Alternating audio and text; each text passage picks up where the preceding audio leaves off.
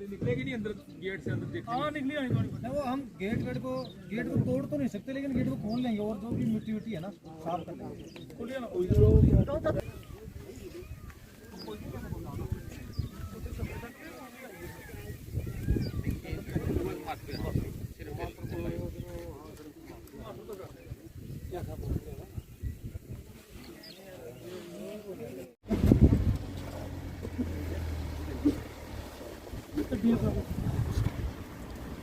लगा लीजिए।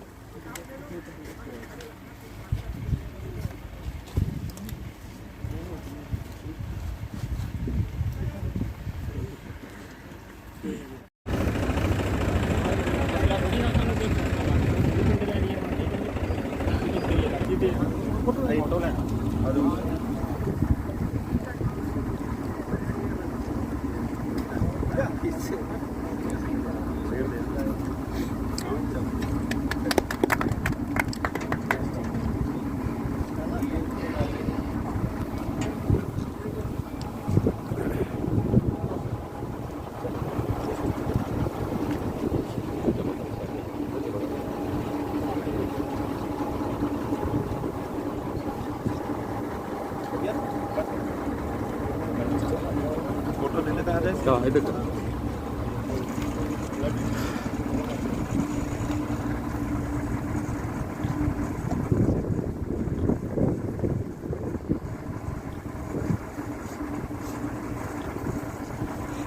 जैसा कि आप जानते हैं कि एक नई पहल स्टार्ट की गई थी बॉर्डर पे सोइंग की, तो उसी का अब जो गेहूं की फसल लगाई गई थी तकरीबन 250 एकड़, उसका अब हार्वेस्टिंग का समय आ गया है। तो उसी की हार्वेस्टिंग की आज शुरुआत की गई है और इससे हमारे जो बॉर्डर के किसान हैं उनको भी लाभ मिलेगा। कोशिश ये है कि ज़्यादा से ज़्यादा एरिया बढ़ाया जा सके आने वाले समय में, ताकि इस ज़मीन का भी प्रयोग किया जा सके। पहले पीछे कुछ एरिया था, अब काफ़ी एक्सपेंशन हुआ, कितना एरिया आगे और लेके जाने चाहते हैं? वही बता रहा हूँ, जैसे हमने शुरुआत की थी तकरीबन 100 एकड़ से, अब हम 250 एकड़ तक आ गए हैं। कोशिश वही है कि आगे बढ़ते हुए समय के साथ जितना हमारे पास एरिया अवेलेबल है, जो भी किसान खेती जहाँ कर सकते हैं उस पूरे एरिया को कवर किया जाए, और कोशिश वही होगी सीज़न दर सीज़न उसे बढ़ा सकें। तो इन फ्यूचर में किसानों के लिए किस प्रकार के रहेगा पूरा ये एक्सपोर्ट, जो पहले भी एडमिनिस्ट्रेशन और बीएसएफ देती जा रही है, तो आगे किस प्रकार इनको मिलता रहेगा? देखिए, दोनों चीज़ों का ध्यान रखना होता है बॉर्डर पे। बीएसएफ तैनात है, बीएसएफ के लिए सिक्योरिटी कंसर्न होता है, उसको एक तरह देखना होता है, और साथ ही साथ जो किसानों की ज़मीन है उसको हम किस प्रकार उनके लिए प्रोडक्टिव बना सकते हैं उसको देखना होता है। बीएसएफ अपना काम कर रही है, जिला प्रशासन अपना काम कर रहा है, किसान हमको पूरा सहयोग दे रहे हैं, तो उम्मीद है कि यही आगे भी बरकरार रहेगा। प्रशासन की ओर से किसानों को किस तरह की मदद है वो यहाँ पर दी जा रही है? कृषि विभाग द्वारा, कृषि और अलाइड सेक्टर्स द्वारा अभी बहुत सारी स्कीमें चल रही हैं। अभी आप ऐसे जानते हैं 24 तारीख को किसान संपर्क अभियान भी स्टार्ट किया गया है। HADP का प्रोग्राम है जिसमें 4 महीने तो सबसे पहले खाली संपर्क अभियान ही किया जाएगा। किसानों को एक अभियान के माध्यम से बताया जाएगा कि जो एक कमेटी के माध्यम से, मंगला राय कमेटी के माध्यम से जो प्लान बनाया गया अगले 5 सालों का कृषि और संबंधित क्षेत्रों में उन्नति लाने के लिए जम्मू कश्मीर में, उसको कैसे इंप्लीमेंट किया जाए, किसानों को कैसे जोड़ा जाए, जो आय दुगनी करने का सरकार का सपना है उसको कैसे साकार किया जाए, उस पर काम हो रहा है। और अलग अलग कंपोनेंट्स में, चाहे वो इम्प्लीमेंट्स हों, चाहे वो खाद हो, बाकी कंपोनेंट्स हो, सभी में सरकार की तरफ से समर्थन दिया जा रहा है। बीएसएफ तरफ से किस प्रकार से नहीं? ठीक है, thank you sir, thank you sir. Sir क्या देख रहे हैं इस बार फिर से बॉर्डर के ऐसे क्षेत्र में हम देख रहे हैं कि हरियाली छाई हुई है, अमन फैला हुआ है और खेती जो है पक्के तैयार है, तो किस प्रकार कितनी खेती इस बार लगाई है और कितनी की हार्वेस्टिंग शुरू होगी? ये बहुत ही एक ऐतिहासिक दिन है कि आज तीसरी बार हम बॉर्डर के उस पार जो 251 एकड़ में गेहूँ लगी है उसकी हार्वेस्टिंग जो है वो आज से शुरू कर रहे हैं। शुरुआती दौर में आपको मालूम होगा, आपने ही कवर किया था कि हमने 100 एकड़ के साथ शुरू किया था चकचंगा गांव से।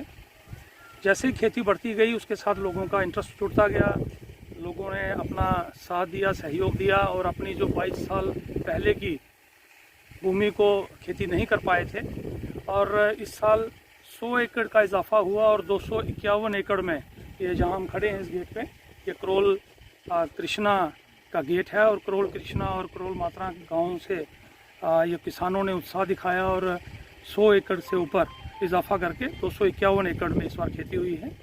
और आज हम उसकी हार्वेस्टिंग शुरू कर रहे हैं किसानों के साथ। विभाग की तरफ से किसानों को किस प्रकार का प्रोत्साहन और जो इमदाद दी जाती है, किस प्रकार की? देखिए, इसमें हमने शुरू में जब हमने ये शुरू किया था प्रोजेक्ट, तो NFSM के तहत जो पहले लोगों ने शुरुआत की थी उसमें हमने जो इंसेंटिव थे वो उनको दिए थे। लिहाजा इस साल भी हमने इन सभी किसानों से कहा था कि जो भी इंसेंटिव जो आएंगे वो हम इनको देंगे, लेकिन BADP के तहत क्योंकि इसमें कोई प्रावधान नहीं हो पाया इस साल, तो इस बार जो है हम सिर्फ अपनी तरफ से इनको प्रोत्साहन और वही कर पाए हैं। किसी किस्म की डिपार्टमेंटल सहायता सिवाय कि हमने 3-4 इम्प्लीमेंट्स में 3 ट्रैक्टर, 4 डिस्क हैरो और इम्प्लीमेंट के नाम पे बॉर्डर के पार जो खेती कर रहे हैं उनको किया है, और एक प्रोजेक्ट 200 हेक्टेयर का बना के स्टेट गवर्नमेंट को भेजा है, यूटी सरकार को, कि वो इम्प्लीमेंट हो जाए और जो खेती कर रहे हैं किसान उनको पूरा लागत मूल्य जो उनका है वो मिले। जैसे कितना किसानों में उत्साह बढ़ा हुआ है और जोश बढ़ा है, और विभाग का देखिए, जो तो आप खुद ही देख प्रोडक्शन भी सकते बढ़ी हैं। है, इसमें क्या दिक्कत है? देखिए, आप ये खुद ही देख सकते हैं कि 22 साल तक जहाँ खेती नहीं हुई हो वहाँ वैसे भी जो ज़मीन है वो उपजाऊ हुई होती है। पिछले साल भी हमने काफ़ी यहाँ गेहूँ निकाली थी, और इस साल भी, हालांकि बीच में 2 बार जो बारिश होनी चाहिए थी लास्ट में वो एक आधी बार बारिश हुई है, पूरा ड्राई स्पेल रहा है। उस ड्राई स्पेल के कारण जगह भी अपलैंड है, थोड़ा फ़र्क पड़ा है, लेकिन फिर भी काफ़ी उपजाऊ ज़मीन। साल ड्राई रहा मौसम, लेकिन फिर भी अच्छी हुई है, और अभी हम हार्वेस्टिंग करने जा रहे हैं। हमारे चीफ साहब ने हमारी बहुत मदद की थी, गेहूं का बीज हमें उपलब्ध नहीं हो रहा था, इन्होंने पता नहीं कहाँ से मंगवा के हमें दिया, और चलो जो भी है आगे भी बोल रहा है हमारी मदद करते रहेंगे, और इसलिए हम इनके बहुत बहुत आभारी हैं। करोल के कितने किसान जो है आगे फैंसी के आगे खेती बाड़ी कर रहे हैं? 8 किसान हैं जो अभी जिनकी है जमीन 8 किसानों की है, और 8 किसान ही जो है वो खेती कर रहे हैं। कितनी पैदावार निकल रही है? पिछले साल भी आपने लगाई होगी? नहीं, पिछले साल नहीं लगाई हमने, इस बार पहले साल लगाई है, और अपने चीफ साहब के मेहरबानी से जो भी है उन्होंने बोला कि आप लगाओ, हम आपकी मदद करेंगे, और हमने सोचा कि चलो चीफ साहब की जुबान पे हमने काम शुरू कर दिया है, और आगे देखो क्या होता है। क्या कितनी खुशी हो रही है कि इतने 22 साल के बाद आप फिर खेती बाड़ी देखो, अपनी जमीन पे कोई भी चीज हो तो खुशी तो होनी है, नेचुरली है, और अब हमें उम्मीद है कि आगे और अच्छी फसल होगी, क्योंकि इस साल हमने थोड़ा जल्दबाजी में उतनी बुआई वगैरह भी नहीं हुई थी खेती की।